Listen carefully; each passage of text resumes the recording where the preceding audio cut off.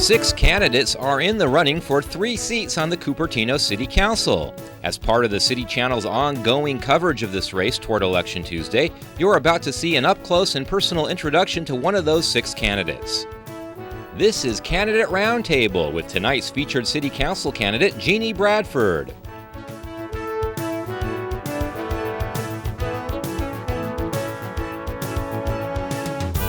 Hello. Welcome to another edition of Candidate Roundtable. Joining me are Jeanne Bradford, candidate for Cupertino City Council, and our media panelists, Mei-Hui Wang, South Bay Bureau Chief for the World Journal, a Chinese language daily, and Michelle McGreevy, staff writer for the Los Gatos Daily News. Jeanne Bradford is a 19-year resident of California and has resided in Cupertino for 12 years. She holds an MBA from Santa Clara University and a bachelor's degree in mathematics from the University of Missouri. She is employed as the chief staff of America Online's West Coast Development Center. She currently serves on the Cupertino Parks and Recreation Commission and the Fremont Union High School's District Foundation Board. Jeanne, why did you decide to run for City Council? Well, I decided to run for City Council for 3 different reasons. The first reason was we talk about quality of life in our city, and I really think that we need to be talking about the quality of life that we can afford. The city is facing some significant budget challenges. The state has taken a large amount of money from the city, and we enjoy property tax the lowest of any city in our county. So we really need to come up with realistic solutions of how we're going to increase our sales tax revenue and help stabilize and then make our economy more vibrant. And I believe that my 20 years of high-tech business leadership experience really has prepared me to deal with the budget and the land use issues that the city needs to address in the next 4 years. The second reason I ran is because I think my experience, my 5 years experience on the Parks and Recreation Commission, has really proven my passion for the public process and demonstrated my ability to work collaboratively with large groups of people with diverging points of view to help them come together and work collectively to come up with a solution that really balances the overall needs of the community while protecting the property rights and the privacy rights of neighbors and homeowners. And I think that's a really critical skill that we need to have on the City Council. We've dealt with some really significant issues on the commission, and I'm really proud of the work that we've done in engaging the community and bringing them together for collaborative solutions. And the third reason I ran really was because of the tremendous amount of support that I've gotten from people in this community. I really respect our community leaders and have gotten the encouragement and the support from our council members and former mayors Sandy James and Richard Lowenthal and Don Burnett.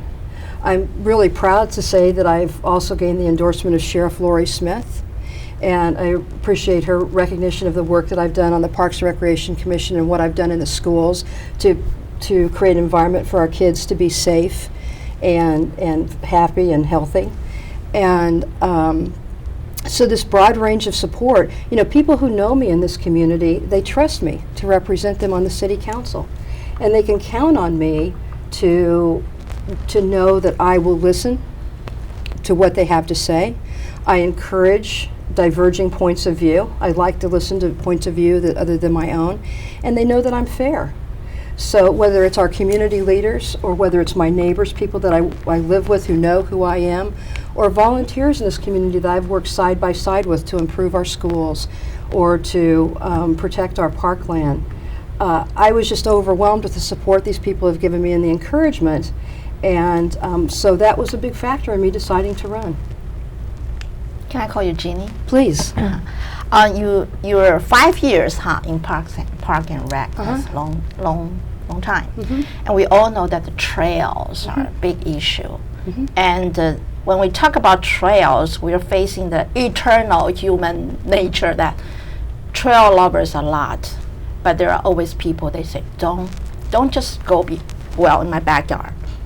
And what do you compromise those two, both very good position? I mean, they all have their position to say whatever. Absolutely. They can. How do you compromise them, or how do you create a win-win situation? The first step is getting broad participation.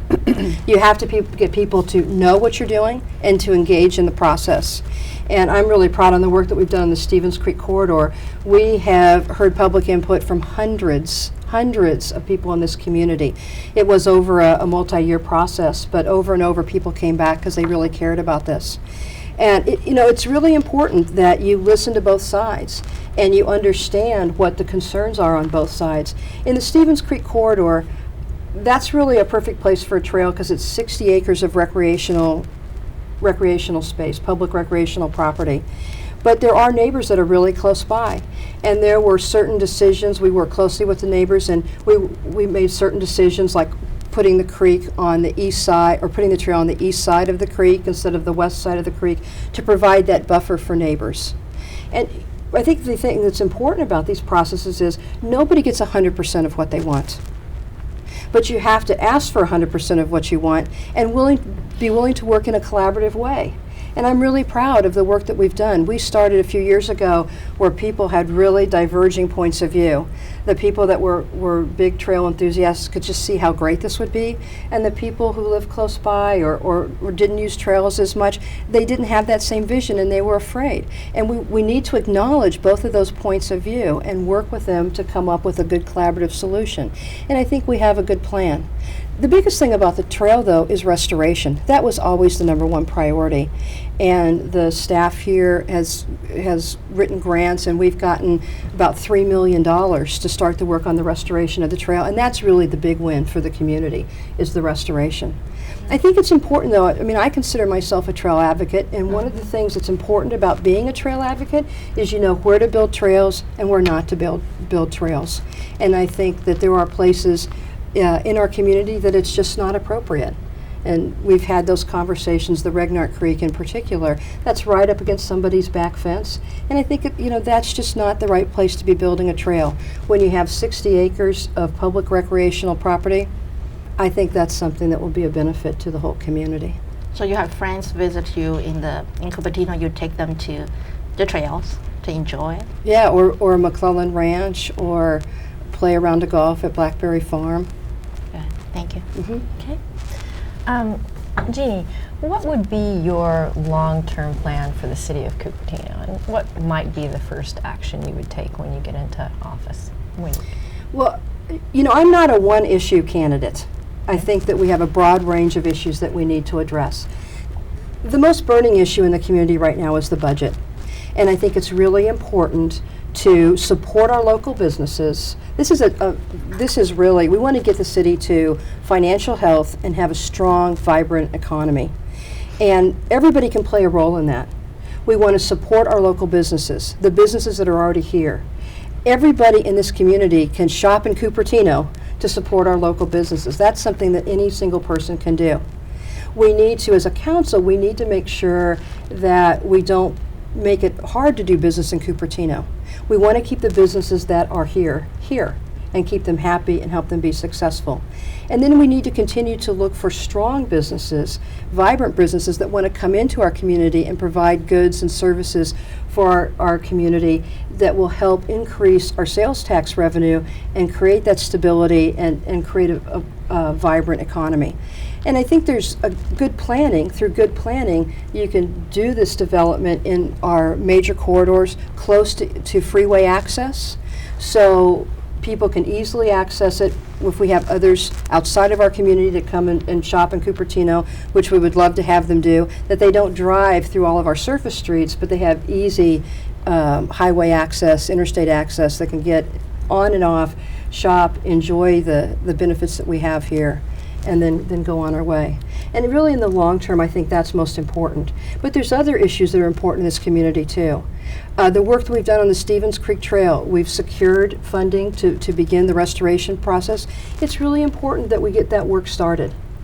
The trail is really what's been the issue that's got the most attention, but the restoration has always been the highest priority, and I think it's important to get started on that.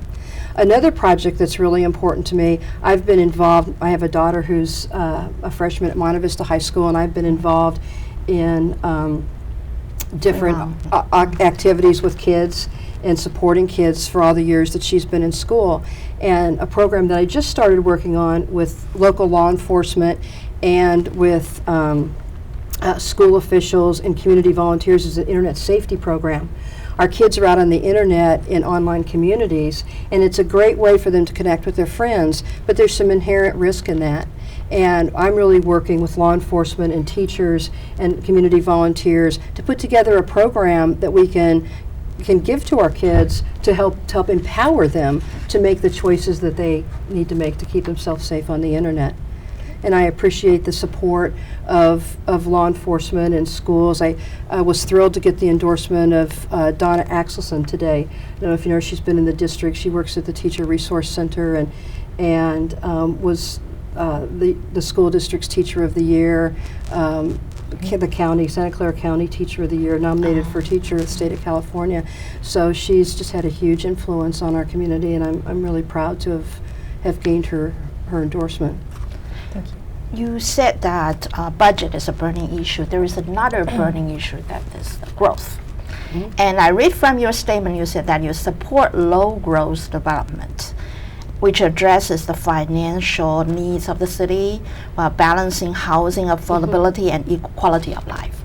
This sounds like paradise. It's perfect. Is there any way to really achieve it? I mean, some of them are what sounds like they cannot coexist. For example, well, let's start with low growth. So does that mean that you support the 3C measure? No, actually I don't. What I meant by low growth was a low rate of growth. Mm-hmm. And but it ties nicely into your question.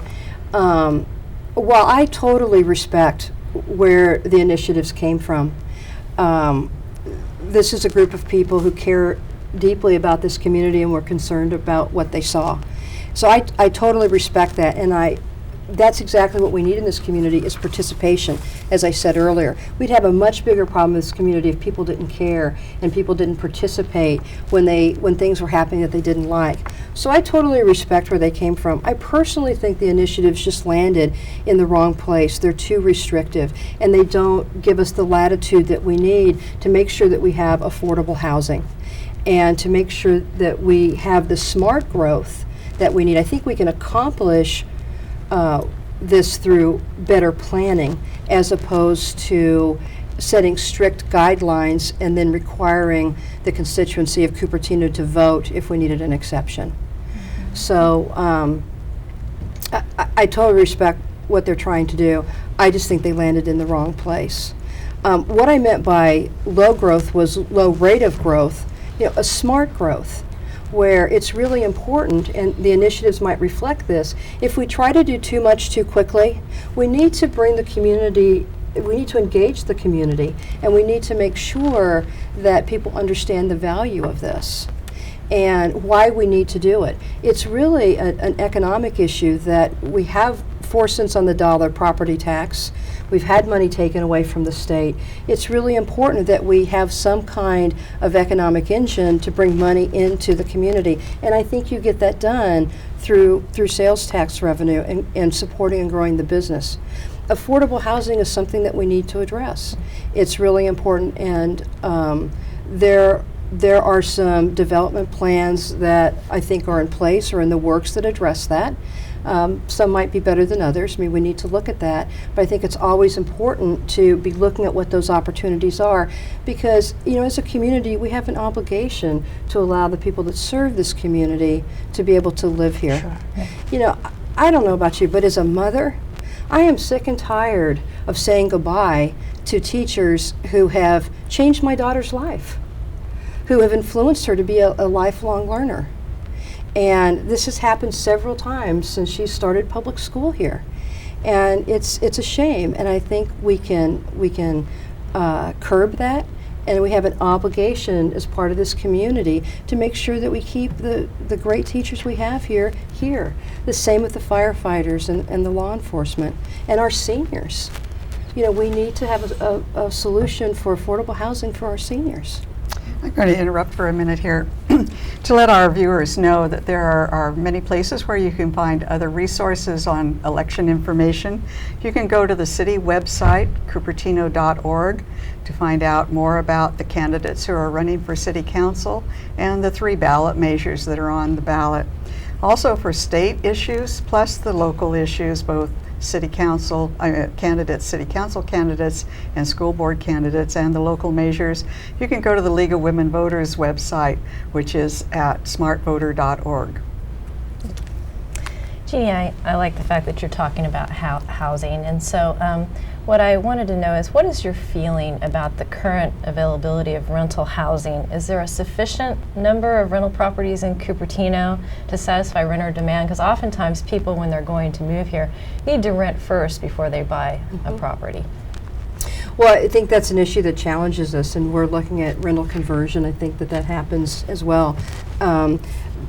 Again, it's a balance. I think it's important to have a certain amount of rental inventory for that very reason.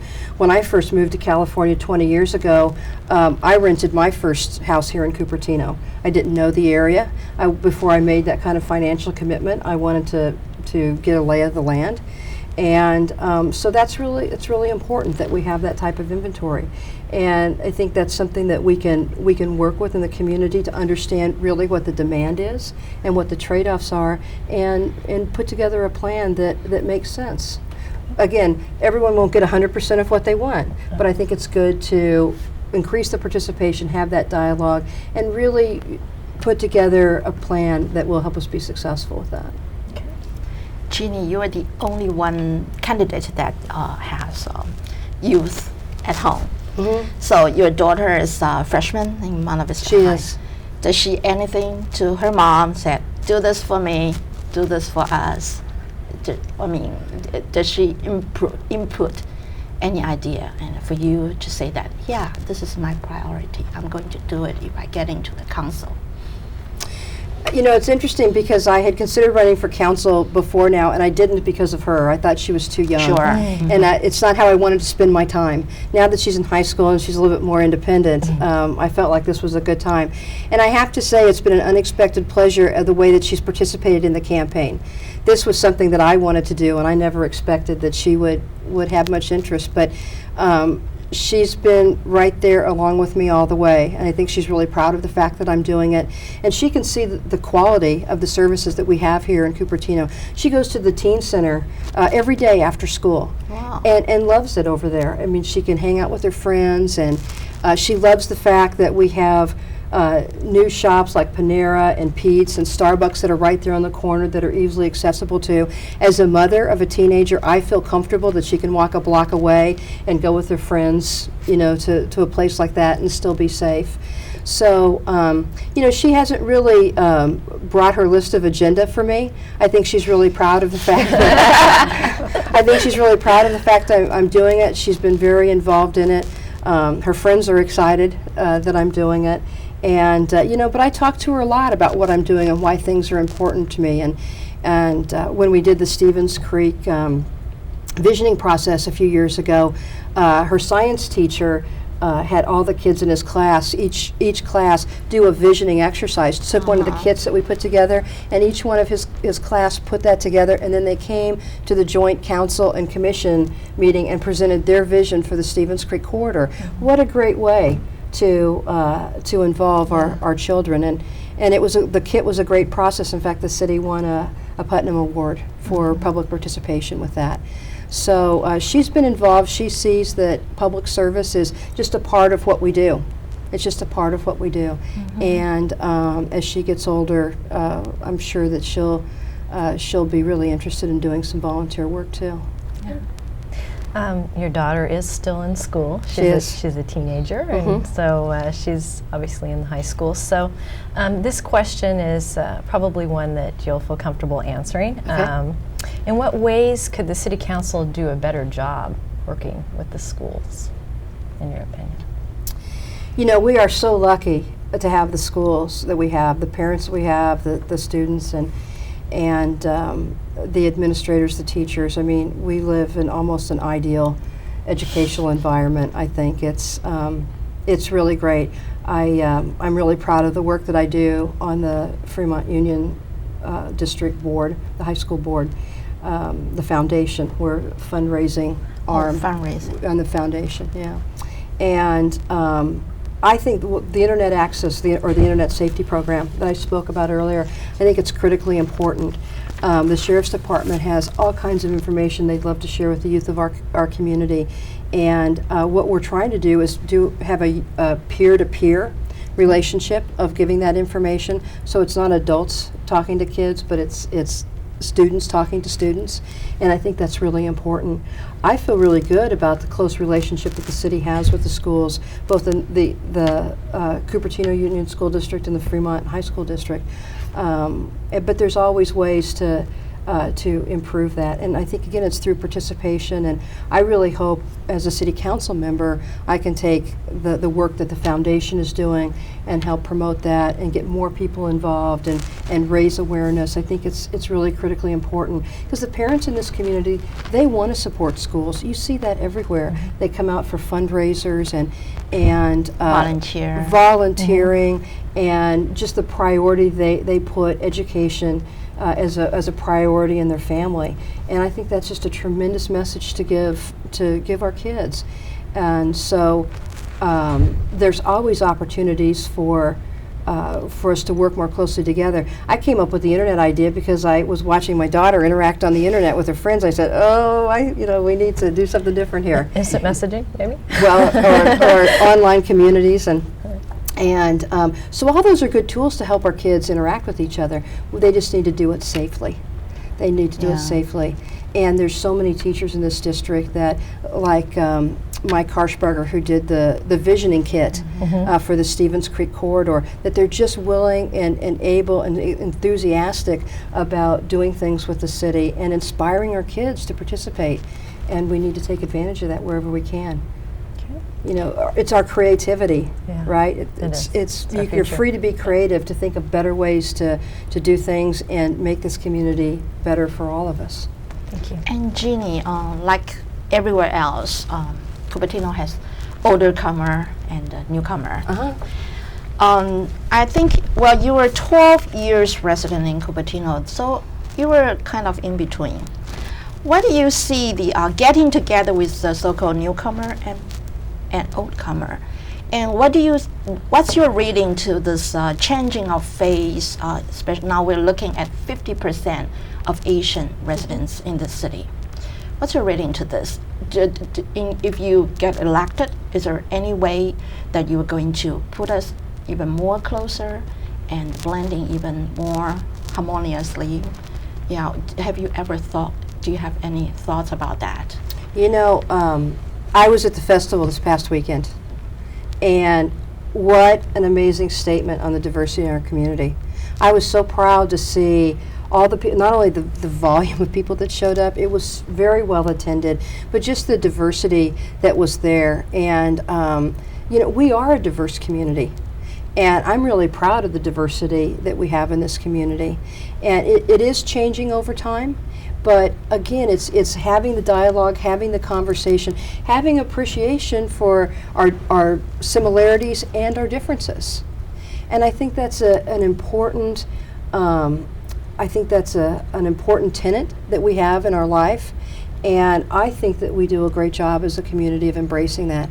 And again, just like how we can improve our relationships with the schools, how can the community improve their relationship with each other? It's about participation. It's about thinking creatively about how you can bring things together. The city council isn't going to solve every problem on their own. What we really count on is people who have creative ideas, positive ideas, and constructive suggestions.